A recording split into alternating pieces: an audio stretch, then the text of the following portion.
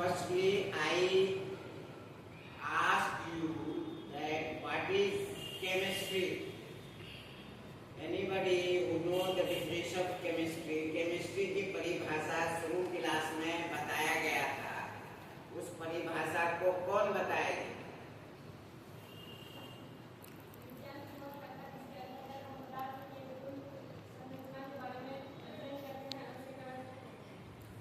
Very good. Chemistry को कहा जाता है, chemistry is the branch of science in which we deal about the knowledge of matter and its properties, its reaction, its chemical equation, etc. क्या बोलते हैं? Chemistry is the branch of science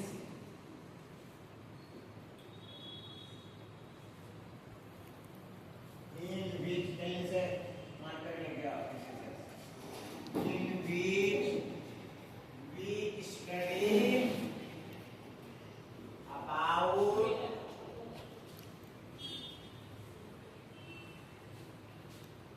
the matter. Matter means particles और particles या क्या बोलते हैं objects of anything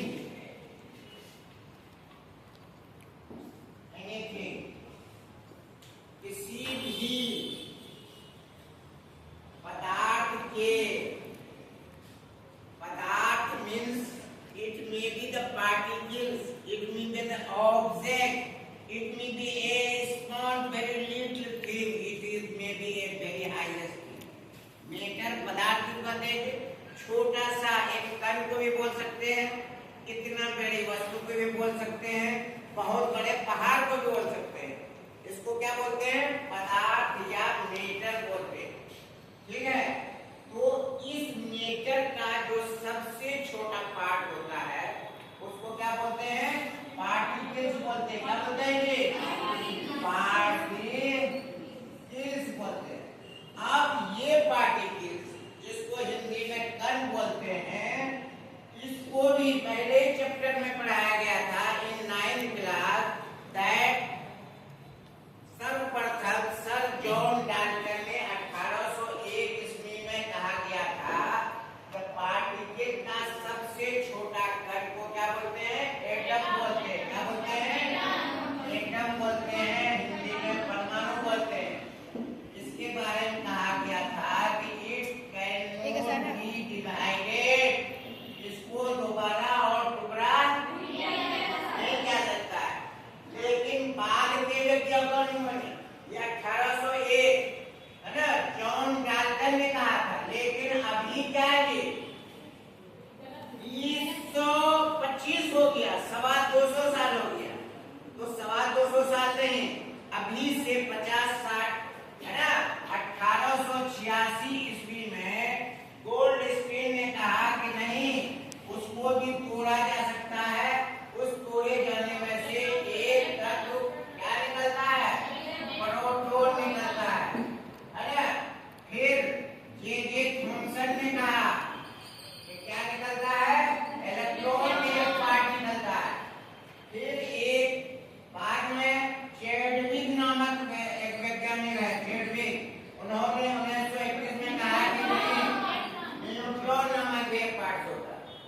ठीक है, तो these three parts is called the fundamental particles of an atom, परमाणुओं का मौलिक कण। हालांकि इसके अलावे भी कुछ कण होते हैं, इसके अलावे भी कुछ कण होते हैं। जैसे बोला जा सकता है, there are 100 students present in class, but फला is the main student of this class. He is the bona fide student, he is the talented student. तो उसी तरह से जब पार्टिकल का विभाजन हुआ तो बहुत सारे कण निकले, कण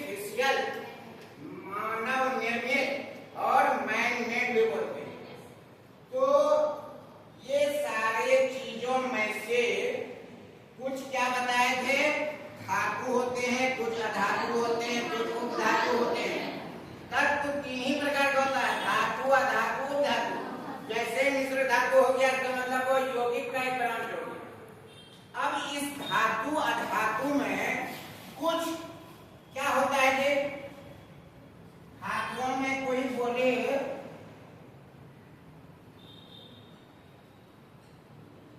इनऑर्गेनिक धातु कौन सा है? एक होता है ऑर्गेनिक, एक होता है ऑर्गेनिक, एक होता है इनऑर्गेनिक। ऑर्गेनिक का मतलब हुआ जिसमें कार्बन की उपस्थिति हो, कार्बन की उपस्थिति हो, उसको अनिवार्य रूप से कार्बन की उपस्थिति हो, उसको ऑर्गेनिक हिंदी में कार्बनिक बोलते हैं। क्या बोलते हैं?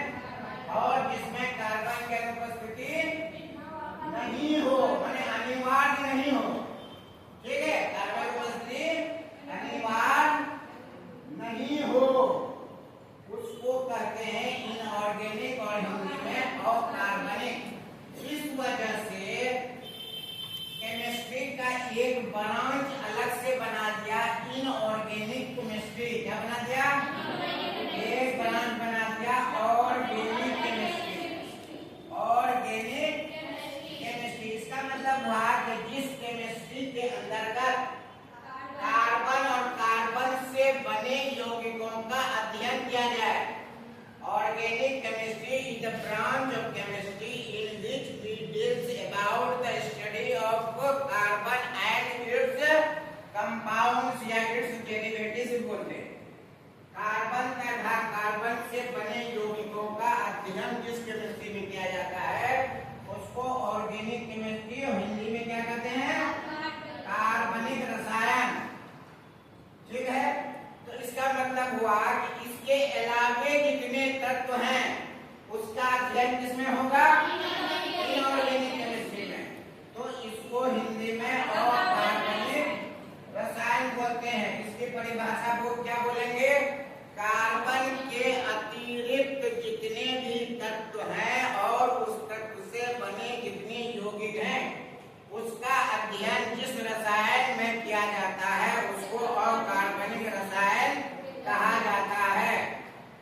Inorganic chemistry is the branch of chemistry in which deals about the study of all elements and its components, its derivatives except carbon. Except माने अतिरिक्त।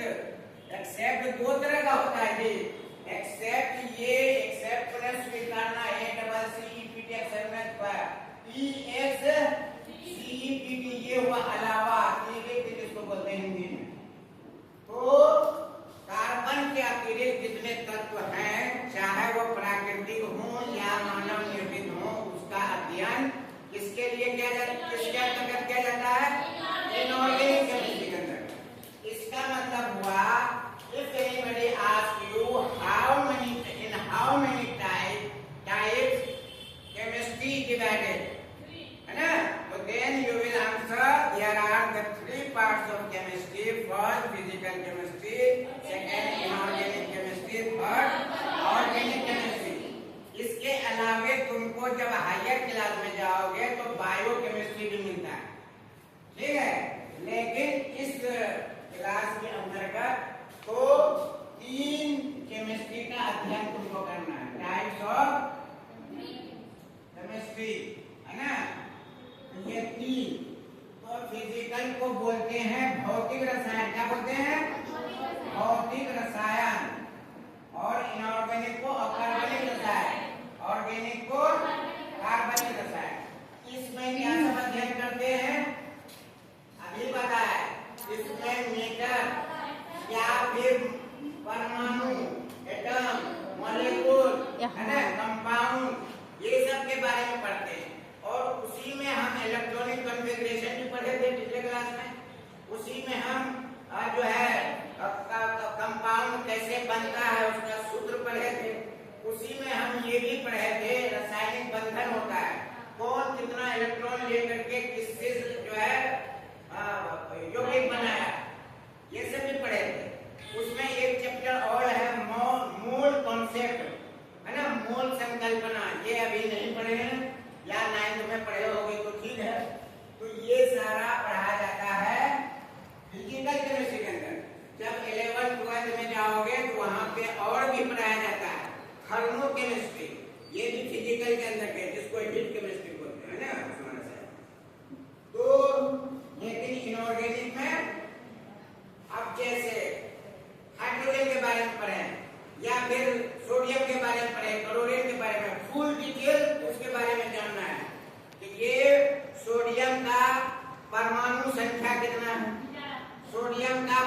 द्रव्यमान कितना है, सोडियम में कितने इलेक्ट्रॉन हैं, सोडियम में कितने प्रोटॉन हैं, कितने न्यूट्रॉन हैं, सोडियम का वैलेंसी क्या है, वैलेंस इलेक्ट्रॉन क्या है, सोडियम कितने इलेक्ट्रॉन का त्याग करता है अथवा ग्रहण करता है, सोडियम क्लोरीन के साथ मिलकर क्या बनाता है, सोडियम ऑक्सीजन के साथ मिलकर क्या बनाता है, सोडियम जल के साथ मिलकर क्या बनाता है। तो ये lot of knowledges you may gain in the inorganic chemistry. और एक तो सोडियम के बारे में जब इतनी नॉलेज तुमको प्राप्त करनी है तो इधर 110 तत्व है, सबके बारे में जो अध्ययन करेंगे तो कितनी जानकारी प्राप्त होगी, है ना। लार्ज बिग गैलेक्सी है, कितनी जानकारी प्राप्त करनी होगी, जिसमें इनऑर्गेनिक केमिस्ट्री ठीक है। और कार्बनिक रसायन में कितनी जानकारी प्राप्त करनी होगी, सिर्फ कार्बन के बारे में जानकारी प्राप्त करनी होगी। तो ये छोटा होगा या बड़ा होगा, छोटा होगा। लेकिन रसायन ये कहता है कि प्रत्येक वस्तु में जितना हम लोग खाते हैं पीते हैं, दवाई दारू कपड़ा लत्ता सभी में कार्बन मौजूद। तो जब उसको अध्ययन करेंगे तो ये कार्बन का कि दुनिया छोटी दुनिया हो जाएगी, कार्बन का संसार बहुत बड़ा हो जाएगा। तुम ये बैग उठाओगे, ये कॉपी उठाओगे, ये कलम उठाओगे, जो चीज भी उठाओगे उसमें कार्बन का कुछ अंश मौजूद है। वैज्ञानिक कहते हैं इसका प्रमाण कैसे देंगे, कहा जाता है कि जिस वस्तु के बारे में तुमको मालूम करना हो कि either in that object is carbon is present और नॉट, उस वस्तु में कार्बन है या नहीं है, उसका परीक्षण कैसे करेंगे। कहा जाता है उस वस्तु को जला देंगे, उस वस्तु को जला देंगे। उसके बाद उस जले हुए राख को हम किसमें डालेंगे, चूना जल में डालेंगे। किसमें डालेंगे, चूना जल में डालेंगे। अगर उसका चूना जल का ऊपर का पानी क्या होता है, थोड़ा पानी की तरह लगता है, थोड़ा चूना का हल्का अंश लगता है, लेकिन ज्यादातर पानी ही ऊपर रहता है। अगर वो जल पूर्णतः क्या हो जाए, दूधिया हो जाए, है ना, ब्राइटनेस आ जाए उसके अंदर, इसका मतलब है कि उस वस्तु में जरूर कार्बन मौजूद था। और वैज्ञानिकों ने, रसायन शास्त्रियों ने, रसायनों ने इस बात को प्रूव किया, चेक किया, परीक्षण किया कि क्या सही माने में ये कलम के अंदर है कार्बन ही नहीं, इस कपड़े के अंदर कार्बन है नहीं, जो आदमी ये चश्मा है इसमें कार्बन है नहीं, अधिकांश वस्तु में। और दवाई में तो रहता ही है, जितनी प्रकार की दवाई है उसमें रहता ही है। खाना खाते हो, खाना को क्या बोलते हैं तुम बायोलॉजी की भाषा में, क्या खाते हो तुम, कार्बोहाइड्रेट खाते हो, प्रोटीन खाते हो, विटामिन खाते हो, है ना, वसा लवण खाते हो। ये सारा चीज में लवण में सिर्फ नहीं होता, लवण में नमक, नमक का सूत्र होता है NaCl, इसमें कार्बन नहीं है, लेकिन सब में अधिकांश वस्तु में। तो इसका मतलब है कि ये एक संसार कार्बन का भी है, अकेले एक दुनिया है उसकी, लेकिन वो इन 110-12 तत्वों से भी बड़ी दुनिया है। होता है ना, किसी है ना, एक अब्बा को 4 बेटा, दूसरा दादा को 1 बेटा, तो उस 4 बेटे में से 21 को 2-2 बच्चे, तो 8 हुए। और दूसरा दादा से जो 1 थे उससे अकेले जो है 1 दर्जन बचा। होता है नहीं होता है? तो ऐसा पॉसिबल है कि अकेले भी किसी के जैसे 100 सोनार 1 लोहार होता है ना, हाँ, जैसे यहाँ पे जो है 20-22 टीचर है और उसमें से एक हम, 20-22 यही है और हम पूरा भारत में पढ़ते है कि नहीं।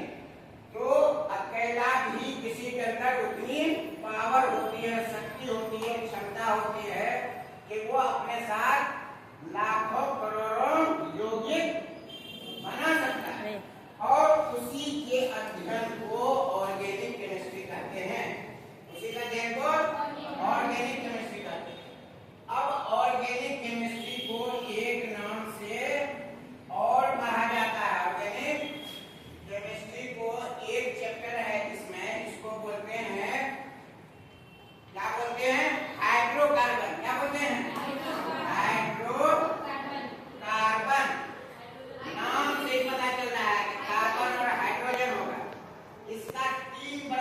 फॉर्मूला है। एक होता है अल्केन, एक होता है अल्कीन, एक होता है अल्काइन। लेकिन हमने अपने एक ब्रांच और बनाया है। हम अपना समझाने के लिए, या किसी किताब में होगा भी, हम अपना समझाने के लिए एक ब्रांच और बढ़ाते हैं। इसका नाम अल्काइल होता है। क्या होता है? Alkyl group. सब में ग्रुप क्या है? सब में ग्रुप जोड़।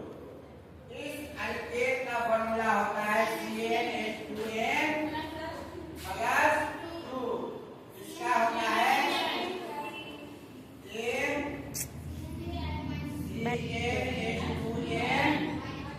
माइनस खाली होता है। इसका होता है CnH2n माइनस 2 और इसका होता है CnH2n प्लस 1 होता है। अब इसका पहला सदस्य, अल्केन ग्रुप का पहला सदस्य होता है मीथेन। क्या होता है? मीथेन। मीथेन का कोई कहे फॉर्मूला लिखिए। मीथेन मीन्स पहला, पहला का मतलब हुआ C, N की जगह पे 1, 2 into 1 प्लस 2 बराबर CH4। इसका क्या होगा? मीथेन होगा। यहाँ आखिरी में, यहाँ ANE था तो यहाँ भी आखिरी में ANE, इसका आखिरी में ENE है, इसकी भी आखिरी में ENE, मीथेन बोलेंगे। क्या बोलेंगे? इसका सूत्र क्या हो जाएगा? N की जगह पे 1 लिखेंगे, 2 into 1 बराबर CH2। मीथेन का सूत्र क्या आ जाएगा? इसका सूत्र क्या होगा? इसका फॉर्मूला लिखा हो, N की जगह पे 1, 2 into 1 माइनस 2 C1H0। 2 में 2 घट गया, 0 1 है। इसका सूत्र क्या हुआ? इसका C1H2 into 1 plus 1 बराबर क्या होगा? C1H3। इसका नाम मीथेन, इसका नाम मीथेन, तो इसका नाम क्या हो जाएगा? मिथाइल हो जाएगा। YNE है ना यहाँ? हाँ, इसके आखिरी में भी YNE हो जाएगा, मिथाइल। इसका क्या हो जाएगा? फाइल हो जाएगा। ठीक, उसी तरह से दूसरा नंबर के बारे में पूछे कोई, इथेन हो जाएगा। इसका सूत्र हो जाएगा C2H2 into 2 प्लस 2 बराबर C2H6। इसका क्या हो जाएगा? इथीन। क्या हो जाएगा? इथीन। इसका सूत्र हो जाएगा C2 into 2 माइनस कितना ही होगा? C2H4 हो जाएगा। ठीक है, इसका क्या हो जाएगा? C2H2 into 2 माइनस 2 बराबर C2, 2 गुना 4 में 2 घट गया, 1 भी 2 हो जाएगा। ठीक है, इसका क्या आ जाएगा? C2 2 into 2 प्लस 1 बराबर C2H5 हो जाएगा। तो नाम अब क्या हो जाएगा? इथेन। इसका इथीन, इसका इथाइल। क्या हो जाएगा? इथाइल और इसका इथाइल। देखिए फॉर्मूला 10 तक इसी तरह से आपको बनाना है। कितना ये चला जाएगा? अब आइए, अब इस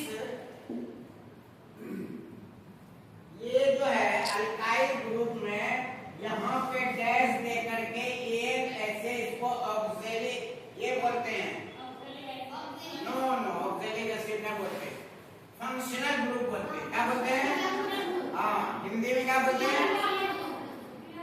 बैठ के बोलेंगे, खड़ा होकर क्रियात्मक समूह।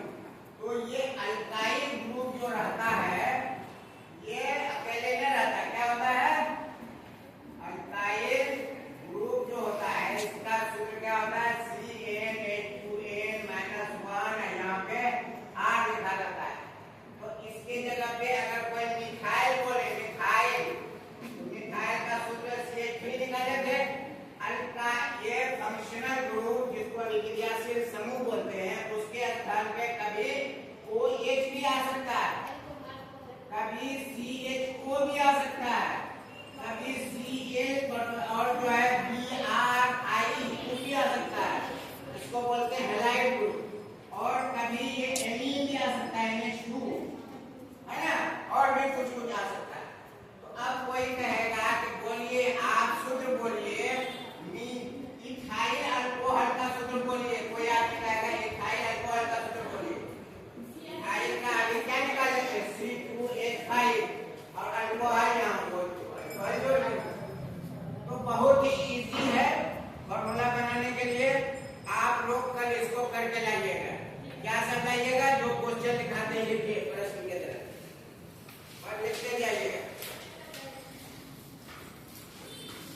सबसे पीछे पहले लिखिए रसायन को कितने भागों में बांटा गया है।